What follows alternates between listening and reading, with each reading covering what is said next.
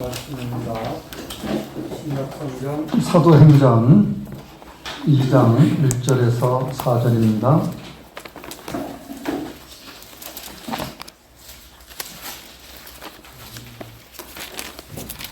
같이 읽죠.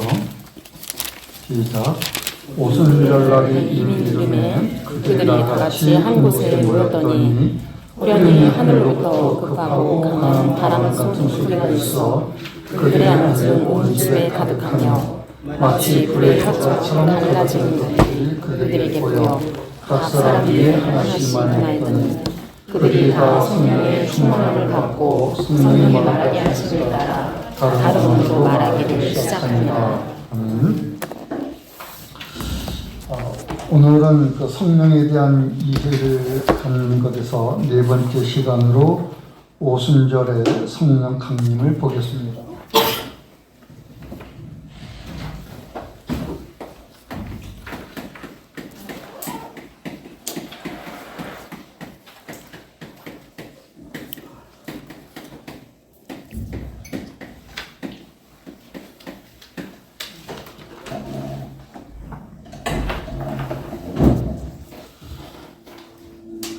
예수님께서 아버지와 더불어서 성령을 보내주시는 일을 하셨는데 그 성령을 보내주신 것을 통해서 우리를 고아와 같이 내버려 두지 않으실 것을 말씀하시고 그 성령은 이제 진리의 영으로 우리를 그 진리로 인도하시는 그 영으로서 하나님이 세상에 드러내시는 그 진리에 대한 이해를 갖게 해주시죠. 그러니까 우리가 그리스도 예수를 믿는다는 것은 마음으로 믿어 이제 의에 이르는 것인데 이게 우리 믿음에 주신 그리스도에 대한 아무 이해 없이 어떤 지식 없이 그냥 믿는다라는 것으로 되어지는 것이 아니에요. 여러분이 그 종교를 볼 때 이제 이방 종교죠. 세상 종교가 있게 된 시작된 때가 있죠. 그래서 종교의 발음이 있고 그 종교가 이제 확산되어 가면서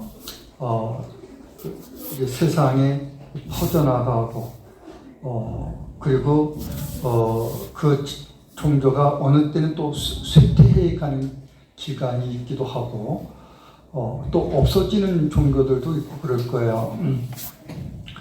근데 우리가 그리스도 예수를 믿는다고 했을 때 이 종교는 어느 역사에서 어느 때에 일어난 종교가 아닙니다.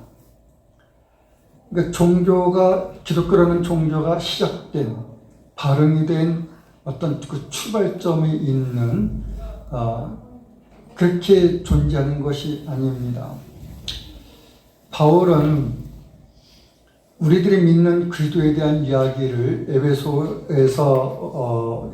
편지죠. 에베소에 보낸 편지 에베소서에서 이 일을 언제부터 다루냐면은 창세 전부터 다루어요. 창세 전에 그리스도 예수 안에서 하나님이 가지신 그 영원한 작정에서부터 출발합니다. 그리스도 안에서 우리를 흠도 없고 점도 없는 거룩한 자 만드실 것을 그렇게 구원하실 것을 계획하신 하나님의 그 영원한 작정에서부터 시작해요. 세상이 있기 이전에 하나님의 영원한 작정 속에서 있는 거예요. 이 기독교라는 존재가요. 그리고 역사에서 기독교가 세상의 모습을 드러내게 된 그 배경을 다루게 되는 것이 구약의 이스라엘 역사입니다. 이스라엘의 역사에서 뭐가 있냐면은 그 제사 제도라는 것이 있습니다. 그 제사법에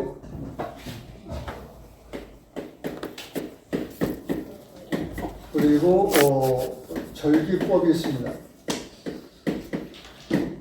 그리고 성전법이 있습니다.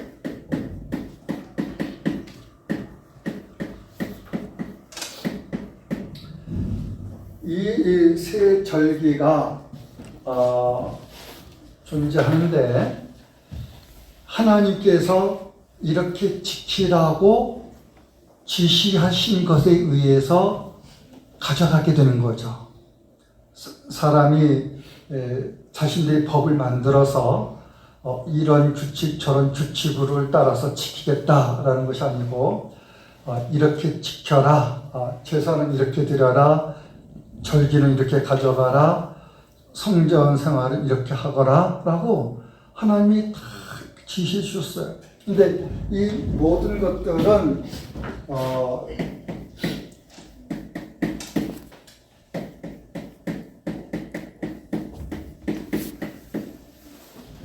그리스도를 가리키고 있습니다. 이 모든 법들은 그리스도를 가리키고 있습니다. 그리스도를 향하여서 진행이 되는 거예요. 제사가 드려지고 절기가 지켜지고 성전 생활이 있고 그런 거예요. 그런 것에 대해서 이것들은 무슨 역할을 하느냐? 모형의 역할을 해요. 또는 예표의 역할을 해요. 그리스도는 원형이죠. 또는 실체입니다.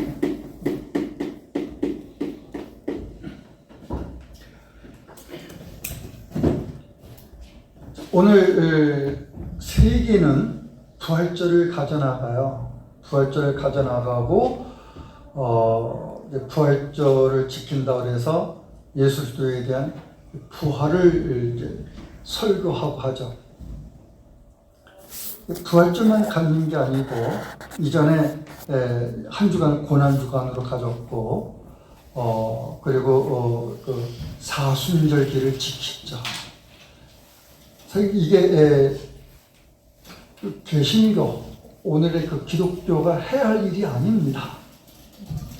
근데 교회 절기를 갖는 그런 일을 해오고 있는데 그 종교 개혁자들은 그 교회 절기를 이렇게 지켜오는 일을 하지 않았습니다. 그리고 그 문제에서 그 폐단성을 지적을 하고 칼빈의 경우는 교회가 부활절을 지킨다고 해서 부활절 설교가 그거 아니었어요. 그러니까 성경을 순서대로 지난주의 설교에 이어서 오늘 본문에 해당하는 설교를 하고 있어요.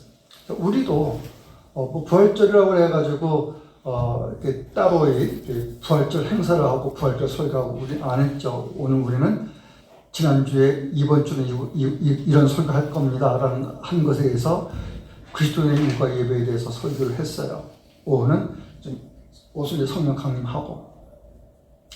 근데 이런 절기, 부활절, 교회가 갖는 부활절, 앞으로 맥주절도 지킬 것이고 추수감사절도. 추수감사절은 사실은 성경의 절기에서 언급되는 절기가 아니에요. 그 교회가 이제 그 신대륙 아메리카 대륙에서 원주민들과의 관계를 가져가는 것에서 추수감사절이 시작이 된 거예요. 뭐 그것만 아니라 이제 그 성탄절 이런 모든 절기들은 구약에 등장하는 절기가 아니에요. 등장하는 절기가 아니고 교회가 만든 절기인데 교회가 절기를 만들어서 가져갈 수 있는 거냐 하면은 그럴 성격이 아닌 거예요. 왜냐면 이미 있는 구약의 절기는 그러니까 제사와 절기와 성전 이 모든 것들이 그리스도를 향해서 말하고 있는 것이기 때문에 이 그리스도라고 하는 원형이 올 때까지 한시적인 거예요. 한시적. 그러니까 시간이 제한되어 있는 거예요. 한정되어 있는 거예요. 그리스도께서 오실 때까지 필요했던 절기. 그리고 그리스도께서 오시면은 지금 이것들은 무슨 역할이냐면 그림자 역할을 하는 것이기 때문에 실체 이제 이게 그림자의 그 몸이라고 실제 몸이라고 그리스도를 보고서 뭘 하는 게 아니라 지금 신약의 교회는 그리스도 입은 실제의 몸을 상대하는 거라고 상대하는 거. 자, 그런데 이게 우리에게 주어졌는데 이것 가지고 서로 살려하면 되겠어요? 이미 이게 주어졌는데. 그리고 그리스도 우리가 믿음의 대상으로 바라보는 그리스도는 2000년 전에 오셔서 그때 반짝 계시다가 30년 동안 반짝 계시다가 그리고 이제 3년 6개월 공생의 생활하시고 그러니까 33년이 되는 거 33년 6개월 그때까지 계시다가 하늘로 올려가시고 안 계신 거냐? 천상의 그 그리스도께서는 지상에 또한 존재하시죠. 뭐로요? 교회의 머리로 존재한다. 천상의 그리스도는 지상하고 분리되어 있는 게 아니에요. 교회하고 연결되어 있는, 연합되어 있는 것이지. 그래서 이게 세상 끝날까지 그리스도를 상대해 나가는 거라고. 절기가 가르쳐왔던, 제사 손이 가르쳤던 그리스도를 세상 끝날까지 상대해 가는 거예요. 근데 이분으로 인해 가지고 새로운 절기를 가지고서 이 절기에 의해서 그리스도를 설명하는 거냐? 아니죠. 이게 아니라. 새로운 절기로 그리스도를 설명해 나가는 것이 아니라 지금 현재적으로 임재해 계신 그리스도 그분과 우리의 믿음을 다루는 거예요. 우리가 성찬을 행했을 때, 성찬에서 개혁교회 성찬의 그 중요한 것이 뭐냐면은 영적 임재설 이런 말을 하잖아요. 그리스도께서 지금 현재적으로 임재해 계신 건데 앞으로도 임재해 계시죠. 앞으로도. 이게 언제부터 시작되는 건가요? 그리스도께서 믿는 자에게 임재해 계시는 것이 빵하고 빵이라는 떡, 그리고 포도주라고 하는 음료, 이것을 먹고 마시면서 비로소 이 빵을 통해서 그리고 포도주를 통해서 그리스도께서 우리와 함께 임재하신 건가요? 그러면 오늘 우리는 성찬식을 우리는 분기별로 갔는데 성찬식을 안 하는 오늘은 그리스도께서 우리하고 안 계신 거냐고. 그거 아니죠. 그리스도께서는 교회의 머리로서 언제나 임재해 계신 거예요. 성령의 임재에 의한 내주라고. 우리는 그 성찬을 통해서 그렇게 영적 임재해 계신 그리스도를 우리가 또한 기념해 나가는 일을 하는 것이기 때문에 저는 이거를 합해야 된다고 저는 말씀했죠. 지난번 성찬식 때. 칼빈은 영적 임재서를 말했고 쯔빙글리는 기념서를 말했고 루터는 공제서를 말했고 가톨릭 교회는 화채서를 말했고 근데 화채서는 아니에요. 근데 공제서도 유사한 거야. 사실은 그것도 아니에요. 영적 임재서가 기념서는 이게 다 각각 주장하는 견해가 있는 거죠. 근데 이게 합해야 된다. 영적 임재에 의한 기념설, 뭐 이렇게 말할 수 있다. 또 영적 임재 기념설. 그리스도께서는 언제든지 우리하고 계셔. 우리와 함께 하시는 그 그리스도를 세상 끝날까지 말해 나가는 거예요.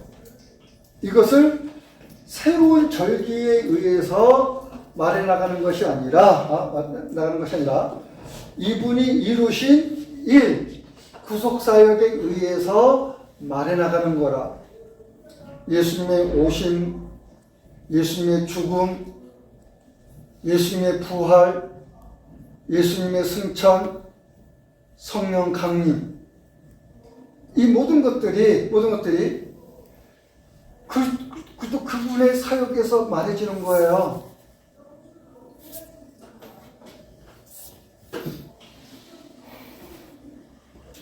오늘 우리는 오순절 성령 강림에 대해서 배우는 건데, 아버지의 약속인 성령의 약속을 지난주에 설명을 드렸어요.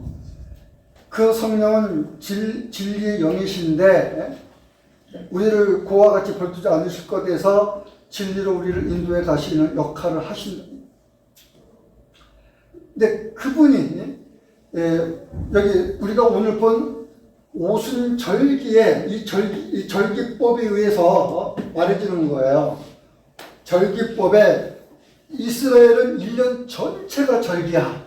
1년 전체인데 크게 세 절기를 말합니다. 그래서 그거를 큰 절기로 말하는데 이걸 3대 절기라 그래요. 이 3대 절기로 뭐가 있는지 아시죠? 첫 번째는 6월절이라는 것이 있습니다. 근데 6월절만 지키는 게 아니고 무슨 절기하고 같이 지켜져. 그걸 뭐라 그래요? 무교절이라고 그래요. 6월절과 무교절이 붙어 있어요. 같이 지켜지는 거예요. 6월절 지키고 시간 지나서 무교절 지키고 그게 아니고 6월절과 함께 무교절이 같이 진행이 돼요. 그래서 6월절이라고도 말하면은 무교절을 포함하는 거예요. 또 그냥 무교절 이렇게도 말해. 6월절을 말하자고 무교절 할 때는 6월절이 포함되어 있는 거예요. 그래서 부를 때는 6월절이라고 하는 무교절, 무교절이라고 하는 6월절 이렇게 같이 병행해서 말하기도 해요. 자, 이게 첫 번째 절기, 3대 절기의 큰 절기로, 큰 명절 이렇게 하면 우리가 설날, 추석, 단오 이 3대 절기를 말하듯이 명절이 아니죠. 멸절이 참 무섭네. 명절. 자, 두 번째가 무슨 절이냐면은 오순절에 오늘 보게 되는 오순절. 그리고 세 번째 또 하나의 큰 명절 절기가 있어요. 이 절기를 수장절 그렇게 말해요.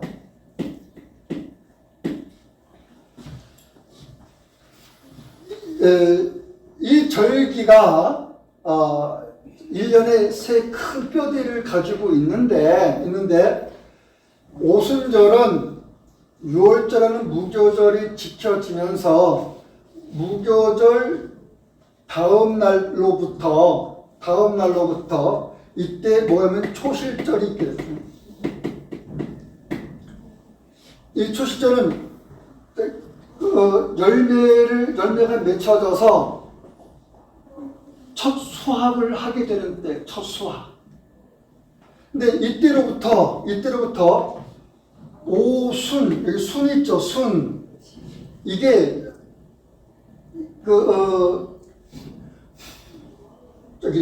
주간으로 볼 때 7자에 해당한다. 날의 7일에 해당한다. 7일. 그래서 이 7일이 7주가 때 7주. 그러면 이게 며칠인가요? 49일이에요. 49일 되는 다음 날. 그럼 며칠째 되는 겁니까? 50일째. 이 50일째 되는 날이 오순절에 해당이 되는 겁니다. 그래서 7일이 이게 한 주간이죠. 이게 한 주, 첫 주. 7일이 7주를 거치는 거기 때문에 요 날을 뭐라고 하냐 77절 이렇게도 말하는 거예요. 7 곱하기 7은 49가 되는 거예요. 한 주가 7일이고 7주가 되는 그 주의 다음 날. 77절은 오순절로 불리게 됩니다. 그리고 이날은 또 무슨 절기로 불리느냐? 맥추절이라고도 불립니다. 맥추절인데 그 초실절에 맥추절 이렇게도 불리게 됩니다. 자, 그리스도께서 이날에 이 오순절에 아버지의 약속인 성령을 보내주시는 일을 하셨어요. 구약에서 이때는 이 오순절에 여러분 초실절이 아까 그 수확한다고 했잖아요. 첫 번째 수확하는. 근데 그로부터 50일 되는 날까지면 되면은 거의 2달 반이 지난 거예요. 2달 반이. 2달 반이 지나면은 아니 2달 반이 아니라 1달 반이 지난 거죠. 1달 반. 말 잘못했어요. 1달 반이 지나서 그 시기는 이미 수확이 끝난 시기라고. 첫 번째 수확에 있게 된 그 수확이 끝난 이제 거둬들이는 거. 추수. 그 첫 번째 추수가 끝난 거라. 끝나서 그 끝난 수확한 것에 에바라는 것이 있는데 이건 어떤 명칭이 무슨 명칭이냐면 곡물 곱게 빻은 곡식 가루 1에바가 대략 우리가 페트병이 1.5, 1.8도 있나요? 그럴 거예요. 근데 요거 한 2.2리터 정도 해당이 돼요. 1리터의 분량.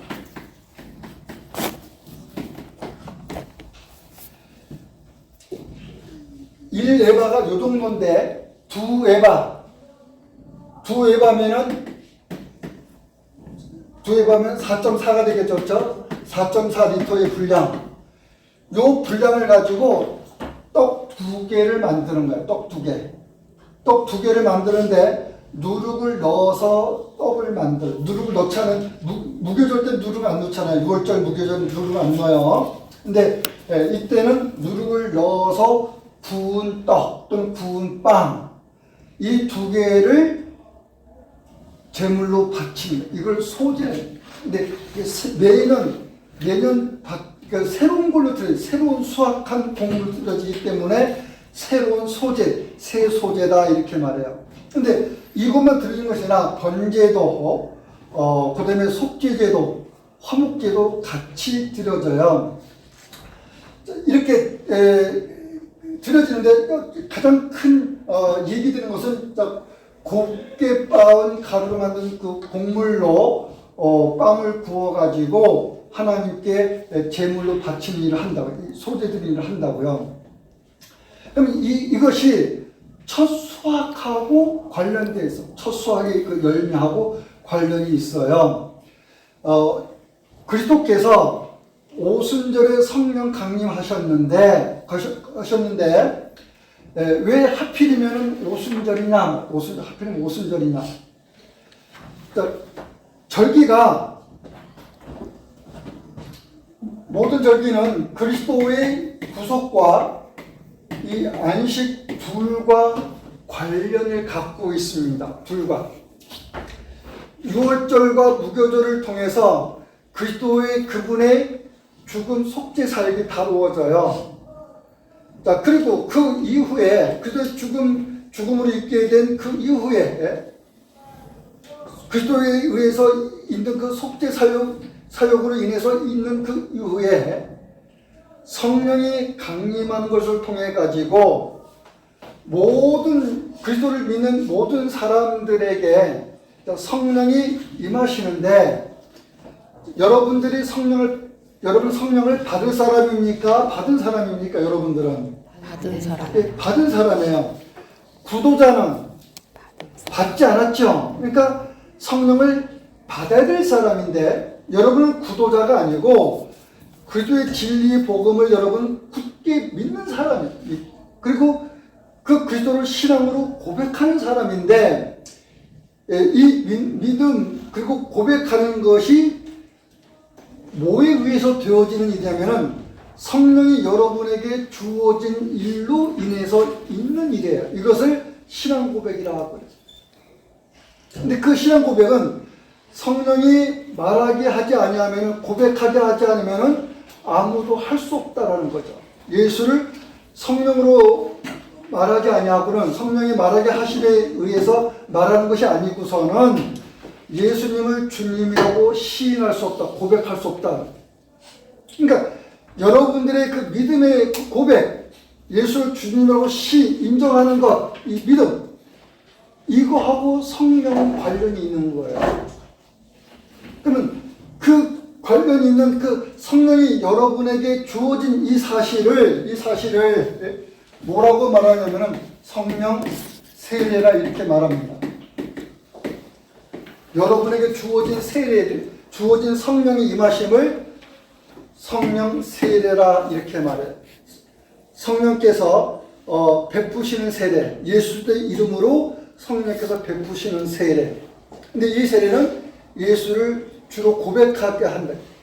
그리스도에 대한 믿음에 있게 해주시는 거예요. 그러면 자, 또 하나 지난주에 다 설명한 거예요. 반복되는 거죠.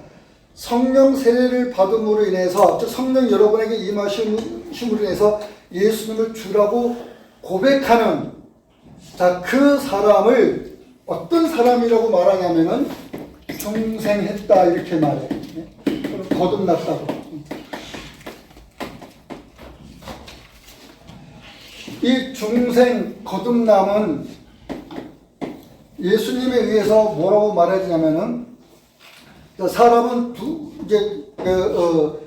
자연적인 사람, 일반적인 사람이죠. 그리고 거듭난 사람, 중생한 사람이 있어요. 자, 중생이 있지 않은 사람의 상태는 뭐라고 말할까요? 중생이 있지 않은 사람의 상태. 그걸 육이라고 이렇게 말합니다. 육, 또는 육신, 육체. 몸 이렇게 말하게 되는 거예요. 이건 우리 닮은 이 살. 근데 중생하기 이전의 사람은 육은 육이다. 예수님께서 하신 말씀, 육은 육이다 하라는 거예요. 육이 다른 존재가 될 수가 없어요. 중생하지 않으면, 거듭나지 않으면은. 그런데 거듭난 사람은 육은 육이요 이렇게 말 안 해요. 뭐라고 말하는가요? 영 이렇게 말해요. 영. 근데 자, 왜 영이냐 할 때 영은 영이요 이렇게, 영은 영이요. 그 영은 영이요 할 때 영은 하는 이 은이라는 말이 무슨 뜻이냐면은 하늘에 계시고 위로 계신 하나님의 영으로부터 난 자, 그런 뜻이라. 위에 계신 하나님으로부터 난 자, 위에 계신 하나님으로부터 생명을 받은 사람, 그 사람을 의도하는 거야. 이 사람을 영이라고도 말하고 또 누군가는 영혼 이렇게도 말할 수 있겠죠.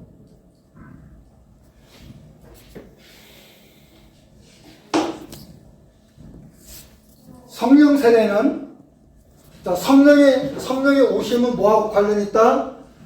예수님을 주로 고백하는, 그리고 그분을 믿음을 갖게 되는 성령 세례하고 관련이 있고, 성령 세례는 중생의 사역이 있는 거예요. 중생의 사역, 거듭나게 하시는 사역이 있어요. 이 거듭난 사역에 의해서 여러분은 육은 육으로 있는 존재가 아니고 영에 의해서 영으로 있는 영적인 존재로 여러분이 말해집니다. 그래서 여러분들은 이 영적인 이 존재 이렇게 말했었을 때, 영적인 존재 말할 때 하나님과의 그 관계성이 회복된 걸 말하죠. 새로 바울은 고린도 교회에 보낸 편지에서 그걸 새로운 피조물로 말했어요. 새롭게 된 피조물. 그리스도 안에서 하나님과 관계가 형성돼. 어떻게? 과거에 하나님과 단절했던 관계가 회복된 상태의 인간, 이런 걸로 설명을 해나갑니다. 자, 근데 이런 이해를 여러분이 갖는데, 오순절에 임한 이 성령 강림에 의해서 이 일이 비로소 있었다. 이 일. 이때 우리를 새로운 피조물 있게 된 중생 거듭남에 있게 한 그 사역, 그 사역을 행하신 그 성령은 여러분에게서 어떤 존재냐라는 거죠.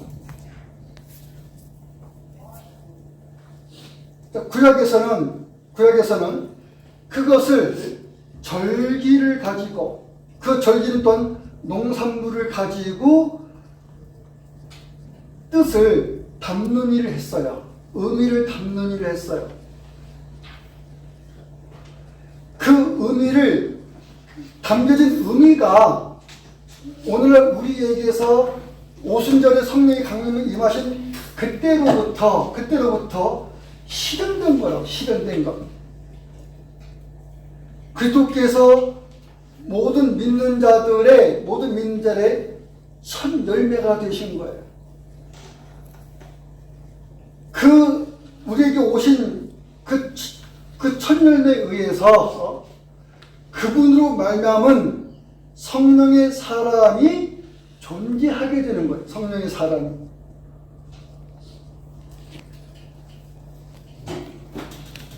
오순절에 우리가 2장 1절부터 4절까지 보게 되면은 임하시는 성령의 그 현상적인 모습을 말해주고 있죠.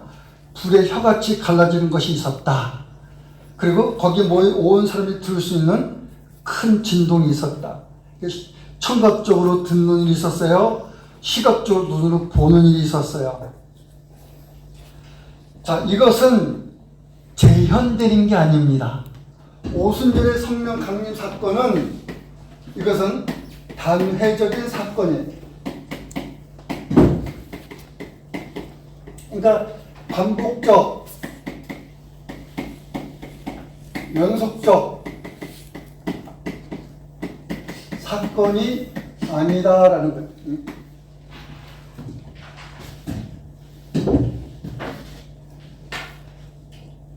단회적인 한 번 있는 사건이야.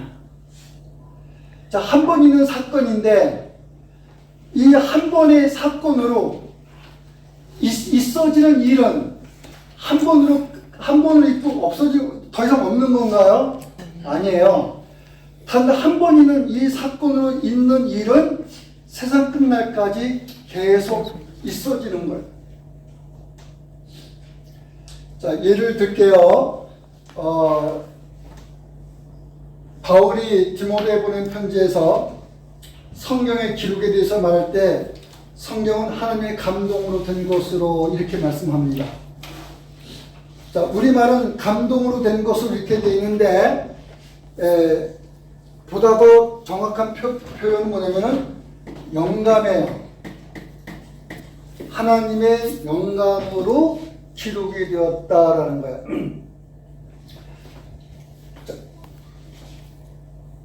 우리의 그 감동의 문제가 아니고 하나님의 감동, 영이신 하나님 그분에 의해서 기록된 거예요. 영감으로 기록됐는데, 자, 기록하는 것에서 하나님의 영감으로 기록됐으니까 그 기록된 성경에는 그 말씀을 기록하신 하나님의 신적 권위가 함께 하겠어요? 없겠어요? 함께 하겠죠. 신적 권위가. 그래서 성경의 권위가 다루어져. 성경의 영감설에서 성경의 영감 이건 곧 성경의 권위가 말해지는 거예요. 신적 권위. 신적 권위가.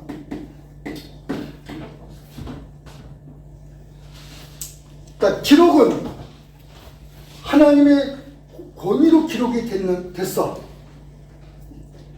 그러면 이것을 읽는 사람은 어떨까요? 읽는 사람에게 그 신적 권위가 행사되겠어요? 안 되겠어요? 행사가 안 되면은 누구도 성경을 읽어서 그 기록된 영감에 의해서 구원의 진리를 깨닫는 일로 나갈 수가 없지. 만약에 기록에만 한정되고 읽는 사람에게 성경의 영감의 이 권위가 존재하지 않는다 그러면은 읽어도 보아도 들어도 깨달을 수가 없다고. 아무도. 근데 여러분들은 깨닫지 못했는데 이 자리에 온 겁니까? 아니죠. 깨달음에 의해서 이 자리에 있는 거예요. 깨달음에 의해서. 즉 읽는 자에게, 듣는 자에게, 보는 자에게 성경의 권위는 함께 하십니다.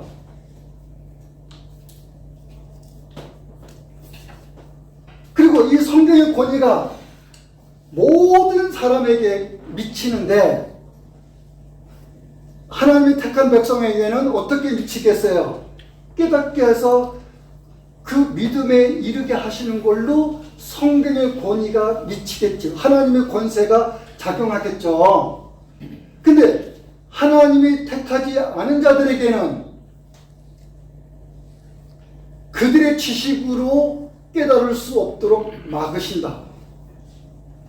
그들의 눈이 보아도 보는 것으로 이해되고 그들 믿는 믿음으로 나아가지 못해요. 하나님의 권세가 그걸 차단한다. 이걸 씨 뿌리는 비유에서 얘기해 주는 씨 뿌리는 비유를 통해서 성경의 권위가 그 작용을 해. 아무나 믿어서 구원에 이르는 게 아니에요.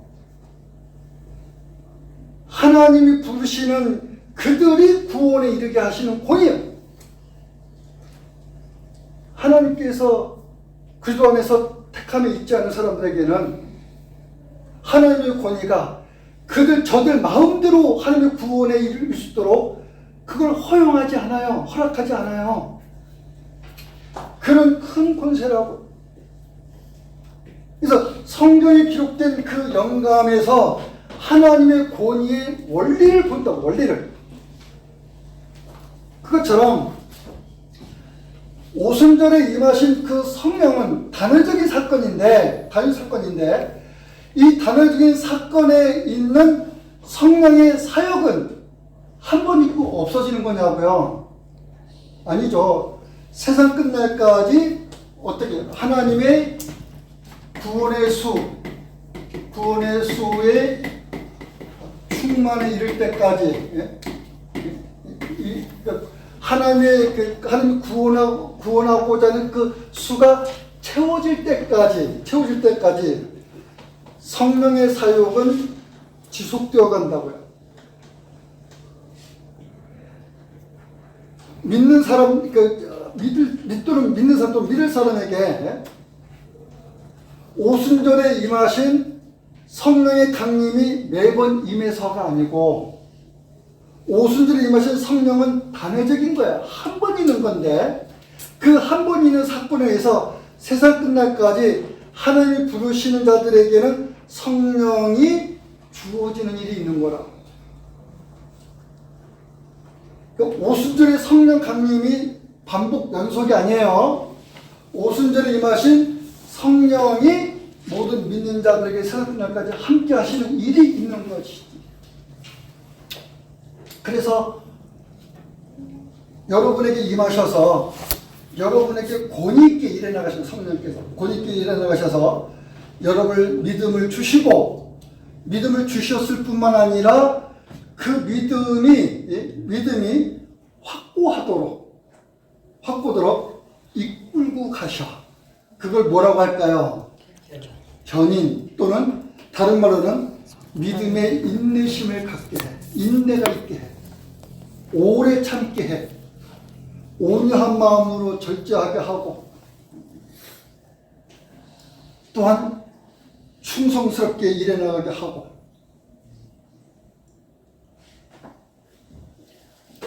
오순절의 성령 강림은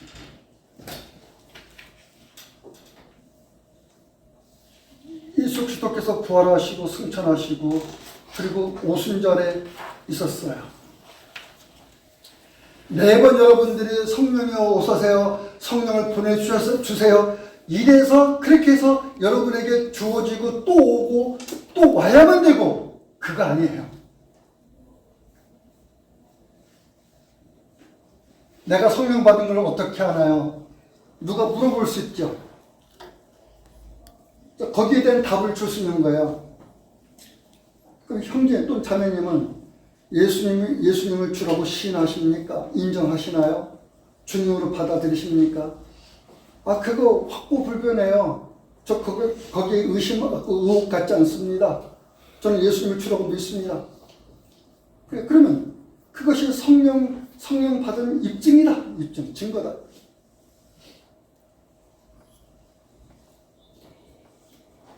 예수님을 주라고 고백한 그 시인에 있는 그 사람, 그 믿음에 있는 사람은 상황에 의해 가지고 예수님을 부정하는 불인정하지 않는 거예요. 시인하지 않는 거예요. 불신에 있는 거예요. 불인정, 불시인 그런 것에 있어갈 수 있을까요?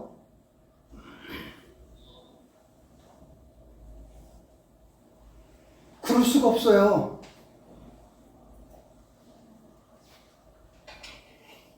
근데 그렇게 나간다고 하면은 어떻게 한 셈에서 예수님을 시인하는 일을 하시고 예수님을 부인하는 일이 있기도 하시고 자신 안에 계신 성령이 어떻게 자신을 부정하게 하는 그 고백이 있게 해나가냐고요. 어떻게. 그럴 수가 없죠.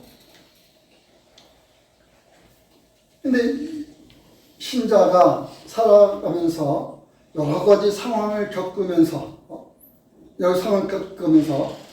여러 일을 겪잖아요. 그런 상황 속에서 겪어지는 많은 일들이 있어요. 시대지는 일, 엎드려지는 일, 넘어뜨려지는 일, 어떤 대항을 받는 일, 기타 등등 여러 사건들을 보면서 저는 그걸 뭐라고 생각하냐면 이렇게 생각해요. 여러분 밀가루 음식 좋아하는 분들 있잖아요. 중국 음식 짜장면을 좋아하시고 짬뽕을 좋아하시는 분들의 그 수제 짜장면, 수제 짬뽕 할 때 밀가루를 쳐댄다고 하잖아요. 밀가루를 쳐댄다. 그게 접착력을 강하게 해줘. 밀착력을 아주 강하게 해줘.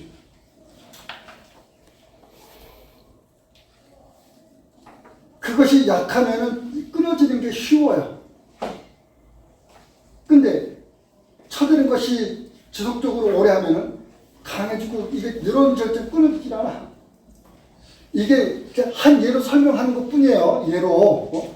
그것처럼 우리의 믿음이 처되어지고 위험을 겪고 어떤 난관을 겪으며 우리가 어떤 시련을 겪고 이런 상황을 겪어가서 우리의 믿음이 그리스도를 부정하고 불신하는 그리스도를 거부하는 그런 일로 나가는 것이냐 그 말. 그렇지 않죠. 여러분의 소망의 주가 오직 그리스도 그 한 분인 것을 믿게 하고 그 마음에 일어나는 그 소원을 갖고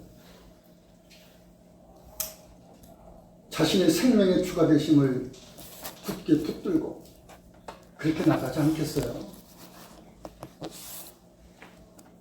그래서 바울은 그렇게 했죠. 쓰러져도 넘어져도 다시 일어난다. 우겨쌈을 당해도 포위를 당해서 어떤 일을 겪어도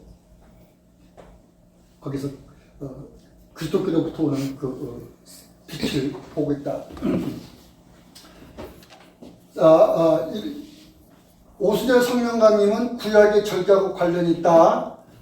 그 구약의 절기는 그리스도를 예표 또는 모형으로 하고 있는 것이기 때문에 한시적인 것이다. 그리스도께서는 이 모든 제사나 절기나 성전과 관련된 이 모든 것의 원형, 실체로서 여기서 뜻하는 바, 예언되고 있는 뜻하는 바가 성취에 있는 또는 그 완성에 있는 그분이셔요. 이 그리스도와 그리스도에 대해서 교회가 갖고 있는 믿음이라는 것 여러분 잊으시면 안 되겠고, 그리고 이제 그 성령의 그 강림에 대해서, 임하심에 대해서 이것은 단회적인 사건이 있기 반복적이고 연속적인 것이 아니다. 만약에 연속성을 생각한다면 오순절에 임하신 성령이 또 온다 그런 개념이 아니고, 오순절에 임하신 그 성령이 모든 자들에게 이 성령을 뭐로 말하냐? 성령의 부어 주심으로 말해요.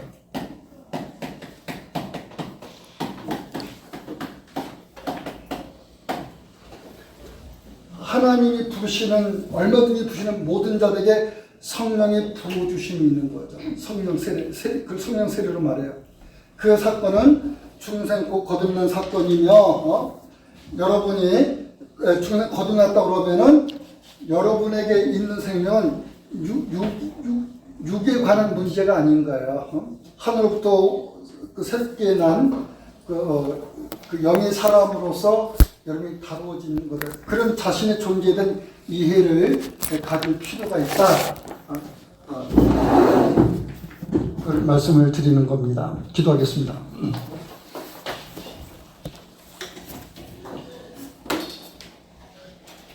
성령이 오심으로 성령께서 하시는 일이 온 세상에 미치는 영향이 있었습니다. 하나님의 말씀이 흥왕하여 왕성하여 믿는 자들이 더해졌고, 거기에 그리스도의 교회가 세워졌습니다. 우리는 그 교회로서 그리스도의 몸의 한 부분을 이룹니다. 그리스도와 상관하여 살아가고, 그리스도 그분의 죽으심에 의해서 죄에 대해서는 죽은 자요, 하나님에 대해서는 산 자로 그렇게 살아가게 됩니다. 우리를 진리에 장성하게 해서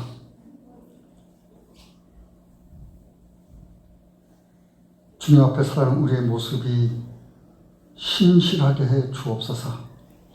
예수님의 이름으로 기도합니다. 아멘.